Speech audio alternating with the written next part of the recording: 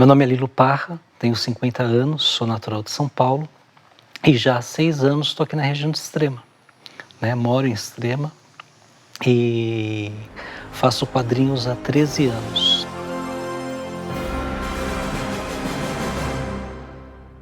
Primeiro eu comecei com um blog, eu fazia teatro, e aí um dia me cansei do teatro, falei, vou fazer outra coisa da vida. Aí eu comecei um blog com uma paixão que é muito antiga, que são os quadrinhos. Então, lá em 2010, mais ou menos, eu comecei a escrever sobre quadrinhos. Então, eu entrava em contato com as editoras mandavam exemplares e eu resenhava esses exemplares no blog. Naquele tempo tinha blog, então a gente ainda escrevia, não era só vídeo como é hoje. E eu comecei a escrever e as pessoas começaram a gostar do que eu estava escrevendo, até que a editora Nemo, sabendo da minha experiência em teatro, me convidou para participar de uma coleção como roteirista. Eu nunca tinha escrito um roteiro na minha vida. E ela perguntou se eu estava afim, né, da coleção Shakespeare em quadrinhos. Então, pela experiência no teatro e pelo modo como eu escrevia sobre quadrinhos, eu fui convidado a escrever um gibi. Era a adaptação de Sonho de uma Noite de Verão, de Shakespeare. Eu topei, mesmo não fazendo ideia do que eu estava me metendo, mas eu falei assim, já que eu estou escrevendo sobre, vamos escrever também. E comecei a estar ali a trabalhar.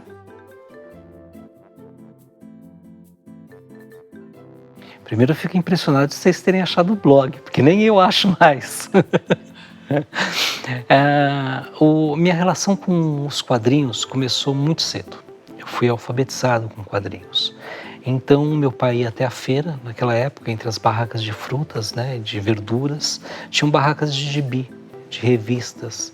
Então, isso era comum nas feiras da década de 70. E meu pai ia até a feira, todo final de semana, e comprava gibi. A minha primeira paixão foi Tio Patinhas. Então, Tio Patinhas, eu tenho um carinho especial por Tio Patinhas até hoje. Principalmente as obras de Karl Barks, embora na época eu não sabia direito quem era ele. Eu não sabia quem era ele, eu era uma criança de 6 anos. Mas depois eu descobri quem era o autor e foi um autor muito, muito marcante na trajetória da Disney. E as histórias dele eram maravilhosas. Então foi meu primeiro contato com quadrinhos através dos quadrinhos da Disney. Aí um dia meu pai, voltando do trabalho, ele passou na banca e comprou um Capitão América número 7. Eu lembro até hoje qual que era. E então eu devia ter 7 anos de idade, 7 ou 8 anos. E quando eu li o Capitão América, aquilo desgraçou minha cabeça, assim, de maneira irremediável. Eu me apaixonei pelos super-heróis. E durante os próximos 15 anos eu li somente super-heróis. Então é uma parte muito importante da minha formação, na dinâmica narrativa. Então, o modo como eu escrevo, de certa maneira, apesar de eu escrever sobre histórias brasileiras, de certa maneira ele também teve influência dos quadrinhos norte-americanos de super-heróis. Aí com 20 anos, 20 e poucos anos, um pouco antes, eu conheci os quadrinhos europeus. E aí foi outro boom na minha cabeça, porque eu não conhecia quadrinhos europeus. E a maneira como eles narram uma história, a maneira como eles recortam uma história, me influenciou demais. Eu comecei a ler todo europeu que caía na minha mão. E nesse entremeio eu sempre li quadrinho nacional. O quadrinho nacional, na década de 80, o principal expoente do quadrinho nacional era o quadrinho de terror. Então você achava quadrinhos de terror nacional em tudo que era banca. E eu acho que foi aí que eu comecei a gostar dessa história de lendas, do elemento fantástico, porque o quadrinho de terror nacional, ele sempre teve esse elemento do fantástico. Então é o diabo dentro da garrafa, é o cego que enxerga, é o burro que fala, é a morte caminhando entre as pessoas. Esse elemento fantástico veio da influência do terror nacional da década de 80, que eu li muito também, li bastante, li demais, assim. Olha, durante muito tempo na minha vida, desenhar era um hábito, né? Eu desenhava. Embora eu nunca desenvolvi uma carreira como desenhista, eu sempre desenhei muito. Então, na minha infância, eu queria desenhar o Homem-Aranha. Eu era louco para desenhar o Homem-Aranha e eu sonhava no dia que eu ia desenhar um gibi do Homem-Aranha. Então, esse sonho, como milhares de sonhos de infância, eles vão ficando pelo caminho. E esse ficou pelo caminho. Eu parei de desenhar quando eu entrei no teatro, então eu tinha 20 anos, 19 para 20 anos. E ali eu parei de desenhar e fiquei me dedicando ao teatro.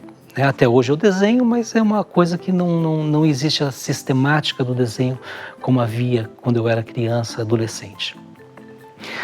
E esse sonho ficou pelo caminho, né? Quando eu fui convidado para escrever um gibi, eu realizei um sonho de infância. Eu retornei àquele sonho que havia se perdido e pude, é uma segunda chance, eu pude realizar um sonho que não seria comum de se realizar. Eu não estava pensando em escrever quadrinhos. Eu já tinha largado disso, eu nem lembrava mais disso.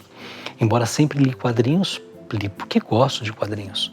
Tanto que escrevia sobre quadrinhos, mas produzir um quadrinho, criar uma história, criar um quadrinho, pegar ele impresso na mão, né, folhear, sentir o cheiro, ver o desenho, isso tinha ficado lá na infância. E eu pude realizar isso. Pude fazer isso de verdade. E eu fiz e gostei, tanto que eu continuei fazendo, né? Então, era um sonho realizado.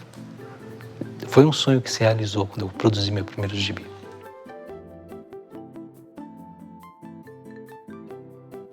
Olha, eu vou repetir o conselho que eu ouvi de um amigo, né, o Alberto Costa, que é um dos organizadores do HQ Mix, ele é um dos criadores do primeiro HQ Mix. Eu ouvi isso dele quando eu ainda nem tinha o blog, quando eu só frequentava a loja de quadrinhos dele. E a gente conversando sobre fazer quadrinhos, né? E eu perguntei, poxa, e se eu quisesse fazer quadrinhos, como eu faria? Ele falou assim, fazendo. Então isso era 2009, 2008, a gente não tinha a internet que a gente tem agora, não tinha as mídias sociais que temos agora. E ele deu esse conselho, ele citou um fanzine, né? Ele falou assim, você pega uma folha de papel, desenha, dobra ela em 4 e pronto, né? Aí você vai fazer quadrinhos. Hoje, para quem está começando, o único conselho é faça. Não fique esperando uma grande história, né? Eu sei que a gente pensa muito nisso. Eu vou escrever uma grande história. Não, escreva uma pequena história. Escreva uma pequena história, desenhe uma pequena história e publique na internet. Coloca no Instagram, no Twitter, no Facebook. As pessoas ainda usam Facebook, eu não sei. Enfim, eu não uso.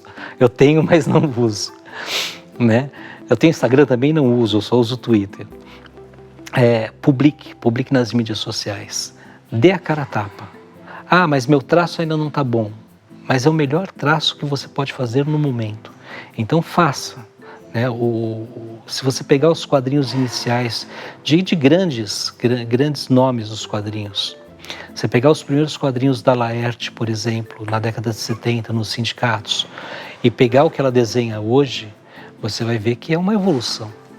Então, mas quando ela desenhava naquela época, era um traço com menos requinte e foi se aprimorando com o passar das décadas. Então, não é o melhor traço que eu tenho, meu traço não está bom ainda, é o melhor que você pode fazer. Então, faça e publique, suba na rede, não fique esperando uma editora, não fique esperando algo acontecer, vá lá e coloque, porque você vai ter primeiro 10 curtidas, depois você vai ter 20, depois você vai ter 1000 e você vai criando um público para isso. Aí você vai ver alguém que entra no seu Instagram para bater papo e conversar sobre o quadrinho que você fez. E conversa, e pergunta, e fala de onde veio a ideia. E tudo isso é motivador. É energizador. Você ouve o feedback, quando você ouve o primeiro feedback do leitor, você fala assim, nossa, que legal. E aí você se mantém fazendo, você continua fazendo. Então, para quem está começando, faça. Se o roteiro ainda tem deficiências, não importa. Faça e coloque a público. vai receber elogio, vai receber paulada, e tudo isso é normal, tudo isso faz parte de fazer quadrinhos. Quando você escreve um quadrinho e coloca para o público, você se insere no mercado. De alguma maneira você se insere. E aí você continua fazendo. E vai fazendo, e fazendo, e fazendo, e daqui a pouco está publicando. Existem quadrinhos muito bons que começaram na internet, que depois foram publicados de maneira impressa. Existem quadrinhos muito bons que começaram na internet, nunca saíram da internet, fazem sucesso na internet. Então existe quadrinho de tudo que é jeito. De tudo que é jeito. Então, para quem está começando, apenas faça. Faça e publique sem medo. Sem medo, porque as coisas acontecem. Quando a gente começa a movimentar a roda, ela vai girando e as coisas começam a acontecer. É muito bacana, esse processo é muito bom.